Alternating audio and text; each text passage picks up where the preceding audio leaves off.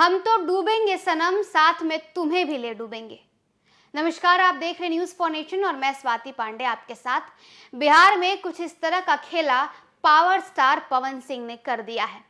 पवन सिंह का कैची कुछ इस तरह चला कि बक्सर, आरा, काराकाट सब साफ हो गया। साफ ही नहीं बल्कि यहाँ पे सफाया हो गया।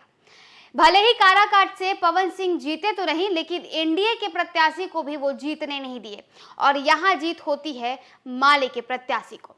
वहीं आरा की अगर बात करें तो आरा में भी आरके सिंह जो कि ओवर कॉन्फिडेंट थे, आरके सिंह की भी हार होती है, एनडीए प्रत्याशी की भी हार हो जाती है। और अगर हम बक्सर की बात करें तो बक्सर में भी एनडीए प्रत्याशी मिथिलेश तिवारी को हार का सामना करना पड़ता है, शिकस्त का सामना करना पड़ता है। और यहाँ जीत अगर किसी की होती है तो आरजेडी प्रत्याशी सुधाकर सिंह की। तो देखिए, पावर स्टार की कैची कुछ इस तरह चली कि एनडीए का सूपड़ा ही साफ हो गया।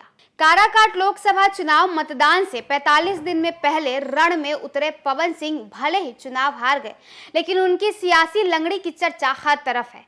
जिस शाहाबाद में एनडीए हर बार जीत रहा था, वहां पूरी तरह से साफ हो गया। शाहाबाद की सभी सीटों आरा, बक्सर, काराकाट, सासाराम पर एनडीए की करारी हार हुई। इंडिया अलायंस ने सभी सीटों पर कब्जा जमा लिया। यानी पवन सिंह की जीत से यानी अगर हम बात करें तो एनडीए की जीत से ज्यादा अगर चर्चा किसी की हो रही है तो पवन सिंह के हार की। भोजपुरी के power star Pawan Singh Karakat Lok Sabha seat से चुनाव लड़ रहे थे। हालांकि यहां उन्हें हार का सामना करना पड़ा। इंडिया अलायंस समर्थित भाकपा माले प्रत्याशी राजाराम सिंह ने निर्दलीय प्रत्याशी पवन सिंह को 1,05,858 मतों से हराया। उन्हें कुल 3,78,058 मत मिले। पवन सिंह को 2,74,723 वोट मिले।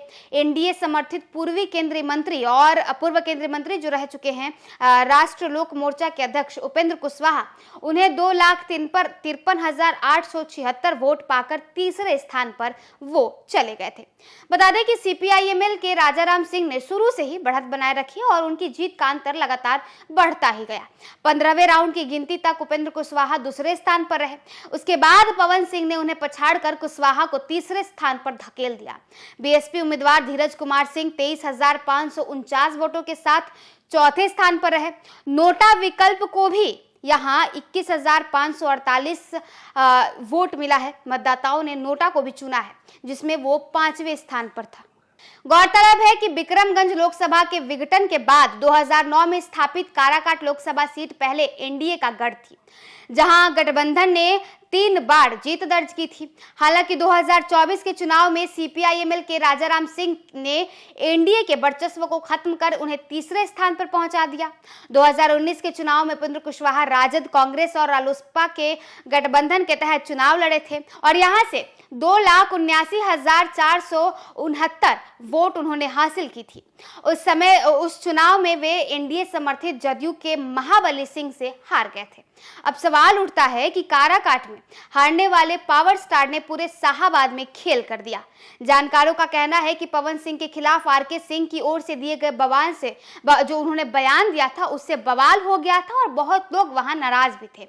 पवन सिंह के समर्थकों के साथ स्थानीय राजपूत भी नाराज चल रहे थे। आरा और बक्सर में बाहरी बनाम स्थानीय की लड़ाई शुरू हो गई थी, जिसका परिणाम सबके सामने आ गया। दरअसल जब पवन सिंह ने काराकाट से चुनाव लड़ने का ऐलान किया, तब आरके सिंह ने कहा कि अगर वो मैदान में से नहीं हटते हैं तो उनके खिलाफ कार्रवाई की जाएगी। इस पर पवन सिंह ने भी इशारों में पलटवार किया था। पवन सिंह ने कहा था कि कार्रवाई और फिर मुस्कुरा दिए थे। माना जा रहा है कि इसके बाद ही बात बिगड़ गई, जिसका परिणाम अब चौंकाने वाला रहा। तो देखिए, 18वें लोकसभा चुनाव का परिणाम अब घोषित हो गया है। परिणाम अब सबके सामने और बिहार से लेकर के देश भर में के राजनीति में बड़ा उलटफेर हो गया है। बीजेपी से जिस परफॉर्मेंस की उम्मीद की जा रही थी, बीजेपी ने वैसा परफॉर्मेंस नहीं दिया। हालांकि जीत एनडीए की ही हुई है, बिहार में भी जीत एनडीए की हुई है, लेकिन परफॉर्मेंस जो है वो 2019 के चुनाव से बेहद ही गड़बड़ाता रहा। और इसका बेहद खास अगर कोई कारण कहा जा रहा है तो वो बयानबाजी। तमाम बीजेपी के, तमाम एनडीए के नेताओं ने ऐसा बयान दिया जिसके बाद मामला कुछ इस तरह से गड़बड़ा गया। और गड़बड़ाया मामला शाहाबाद में पवन सिंह के वजह से। पवन सिंह की कैची कुछ इस तरह चलती है कि वो शाहाबाद के पूरे इलाके में एनडीए का सुपड़ा साफ कर देते हैं। देखिए, कहावत है ना कि आपकी जीत से ज्यादा मेरी हार के चर्चे हो रहे हैं, और ऐसा ही कुछ बिहार में पवन सिंह के साथ हो रहा है। उन्होंने दिखा दिया कि भोजपुरी सिनेमा जगत में जो पावर स्टार है, राजनीति में भी वही पावर स्टार है। फिलहाल इस वीडियो में बस इतना ही। आप देखते रहिए न्यूज़ फॉर नेशन।